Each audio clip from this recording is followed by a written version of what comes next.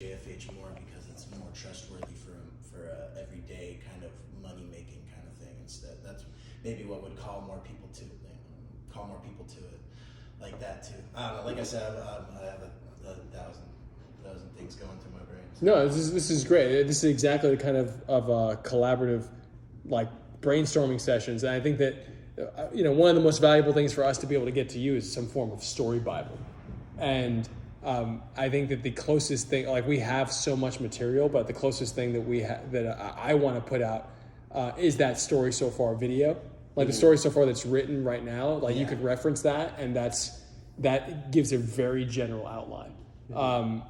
And then there's specificity in there, but I think that it's clear enough to say that we're known in different parts of the country and the world, but we're still in a fledgling state, and we need that one thing, the storyline from a story perspective. We need that one thing to kind of push us into the mainstream. And I think that by telling a really great origin story for each one of the characters and for JFH as a whole, we're going to get that both in character and out of character, meaning that the production's going to get it, but also the storyline is going to get that infusion of I think that's one thing I like about Batman the most. Not many people on Batman have superpowers.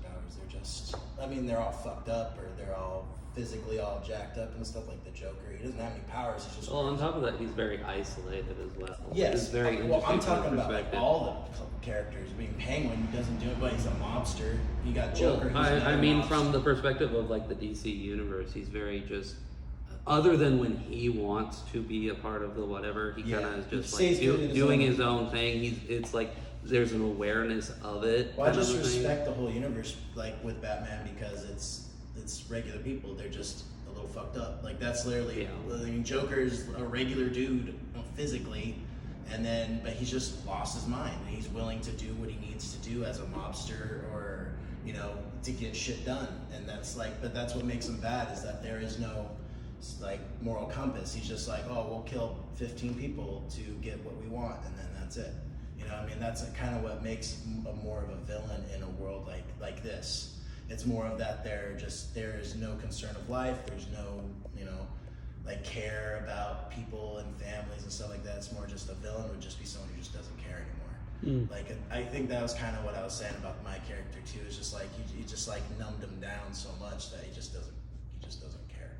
Like it's like, what's the point of following all these rules? Are they going to stop me if I kill this person? Who knows? You know what I mean? Like it's someone testing the system more than being a part of the system. This is what it is. So another question I have is, should ours follow the same rules that are on the JFH app? Like a gun. Like a gun. Or any sort of. That's what I was saying for the villain thing. Like that was kind of like the crossover. Like if I at one time I just go on a mission or something to catch a robber, and I kill him, and then that's like the scene of somebody crossing over to the. Because of course the primary goal is of course going to be the combat stuff. Yeah, of course, yeah. But it's the brutality of it. It's like the final shot. Like I don't know if you ever seen what's that zombie movie, Zombieland.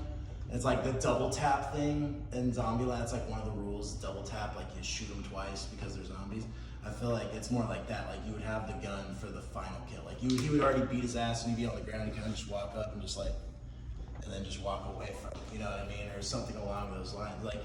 Like someone that's just brutal and just doesn't care exactly. But yeah, because me is more for just of just universe wise of what bad guys would have. Type of thing, not for our character. Yeah, I'd say that whether it was your character or a bad guy, those rules are to a certain extent, like for liability as well. Yeah. So it's like, hey, you know what? We want everyone to collaborate, but we want to make sure everyone's doing it safely. And if you're not a professional, please do not touch guns. Please do not touch. I kind of figured that. Yeah, of course. So I would consider you guys. Like on a professional level, and so it's like go crazy. Yeah, make sure. Because I had ideas when I was kind of starting to ideas, and I kind of always go okay, if I can do it this way, then I'll include this. But then if I can't, then I'll just do sound effects and whatever, just to imply it or whatever. But I'm It's always that was a question though, because I always felt like at least for the character I was thinking of, it was like he followed all the rules, no guns, no weapons and stuff like that, but then as the time went forward it kind of just started happening. But yeah.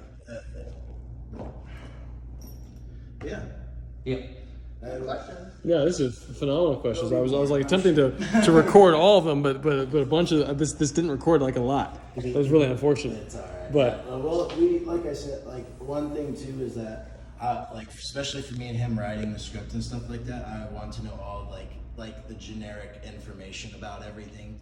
Probably just on paper or on text or something, just so when we're writing we know the boundaries, so we can and we know kind of outline it. And all that stuff, so that when we start writing, we know exactly how to follow the lines of JFH. have you read any of the JFH comics? I have not. Okay, I'll send you. You can download issue 0 right? Can you? Yes, I think you can. You can download issue 0 right from the JFH app. Okay. And I'll send you the Knuckle Sandwich edition of issues 1 through 4. Okay. And that at the end of it has the 40-year timeline as framed in the comic series. Okay.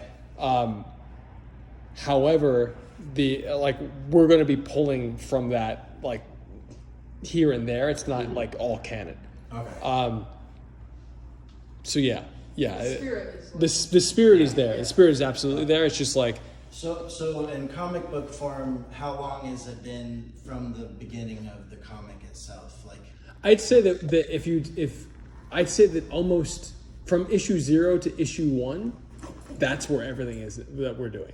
okay. So like you can look at the comic and where it goes as the retribution industry. That is going to be where Justice for Hire. Ride sharing, we call it ride sharing, right? But like there's Uber and there's Lyft. So like Justice for Hire is one company, and then there's going to be an industry of privatized justice. So this privatized justice industry will be framed as the retribution industry, and therefore there'll be retribution teams that might operate completely independently of any particular ride sharing app or hero sharing app. And it'll literally like revolutionize justice, so that like the police there'll be a lot of tension there. Yeah. So I think that storyline in and of itself, and having rival gangs essentially. Yeah, like, that's what they would be considered by the police versus gangs. I feel like JFH to police, you know what I mean? Like they're out there they're considered more gangs to the police, so it'd be like all these like you just said gangs. There'd be resentment. Yeah, it would be, to be honest, there would be hate, because they would be doing their jobs or doing things they don't, just like in every superhero film, especially Batman, it's like, oh, he's a bad guy, he's a vigilante, we don't trust him, or even Spider-Man, that whole thing where they showed his face and like everyone started freaking out, like fucking going against it. It's like, but yeah, it's just the police. That's always gonna be a first time fight until. That's why I thought it would be like interesting too, like if in the future it's like JFH takes over everything. It could even be where like JFH is like the big, like they overtook all the other mini companies that you were talking about, or they all converged at some point. Yeah, there'll be a retribution industry conference. Or like all of them come together and they should become one big. Like one. I know that's a little far ahead, but like it's. No, this is great, because I think that one of the things that this is mirroring warfare. America used to fight its own wars, but then it started outsourcing to private security, private militias like Blackwater, or should I say, Executive Outcomes was like the first big one that liberated Sierra Leone in the 90s. So when you have, and likely if you guys are going to be doing guns in your stuff, one of the executive outcome guys is going to be working on our project with you guys, because like he's one of our advisors. Yeah.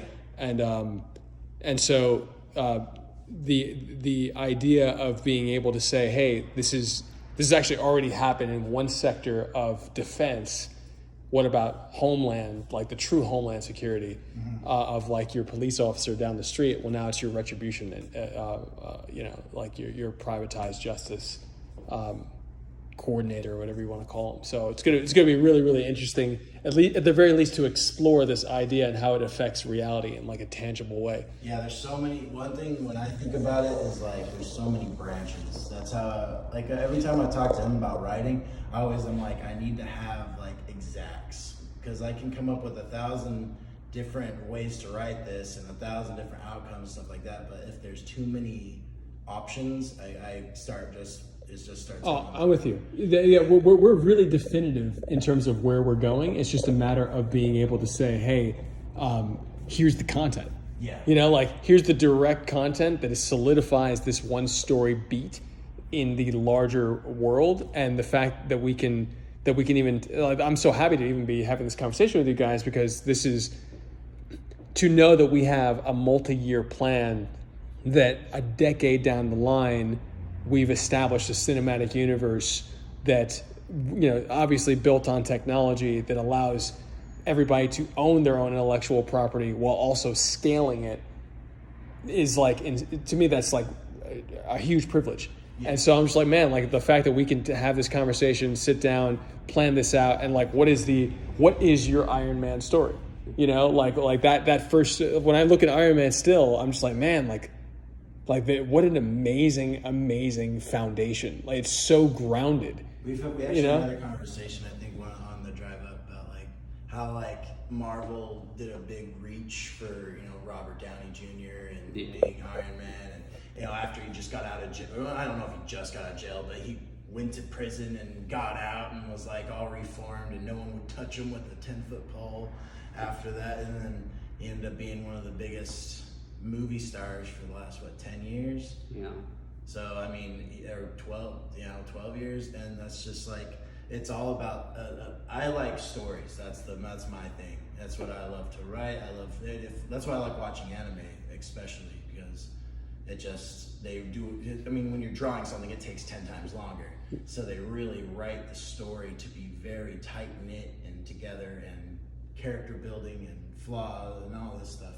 I always respected that a lot about anime. Speaking of like realism, even though it's kind of in a sense, a boring concept or whatever, have you thought about in like further down the line, like something oversight related to it? Like I guess how they have in just actual Marvel Cinematic, the Sokovia Accords, or in the actual comics, I think it's the Vigilante Act or something like that. And then you have other concepts of like just an organization that like oversees stuff, and kind of have the, like how he was saying, the tension between like police and them and stuff like that could kind of be built upon. I would imagine that would cause some tension there of like actual like oversight.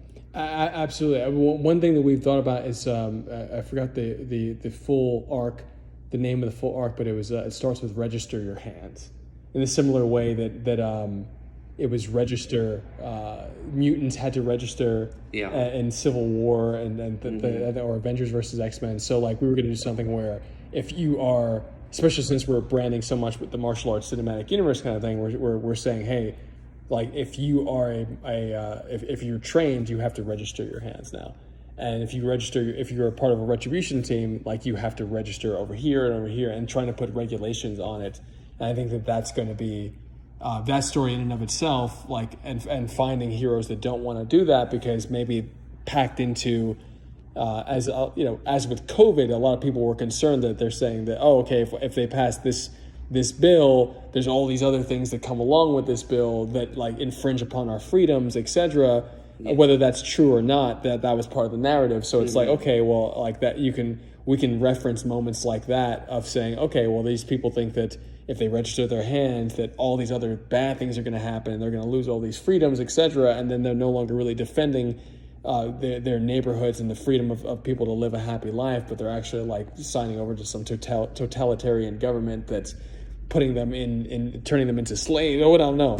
But I think that almost like corporatizing it. Yeah, and turning us into a T2 kind of a Terminator experience where maybe they're going to have to get chips in their neck and they're going to become cyborgs. And I'm not saying that we're going to do any of that, but what I'm getting at is that I think that the thinking behind the characters and the tension is going to be deep and robust because of the concerns that people might have and the conclusions they might jump to as they just think about any regulation at all, especially from such a pure grassroots. Like JFH really is grassroots. Like we're really doing it grassroots from a creative standpoint, but I think like the creative approach that we're taking lends itself to a texture that as we continue to grow and gain more resources, the polish that it will start to get, and then we look back at those original pieces, I think we're going to be able to reference the community and reference years later, like, oh my God, like what have we become? And there's going to be the positive side of that, and then there's going to be the resistance side to that. And I think that's going to be very valuable for us to be able to explore over time. So the possibilities are endless, but the focus is essentially go from grassroots to, taking over the world in terms of like how justice is served to the world. And so if we know that we're going from point A to point Z, then everything in between is like fair game. I'll ask one more question. So you said the first season is from all the past content that was made before. So in the next couple seasons, is it going to be all the people that won the awards and stuff, or no? Is it just? No, we're separate from that, right? So what the way I'm thinking is that season 1's not out yet. Yeah. The ideal is to, by July next year, be able to premiere your shorts.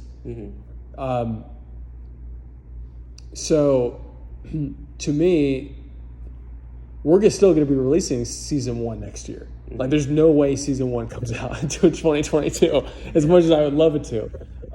So I think that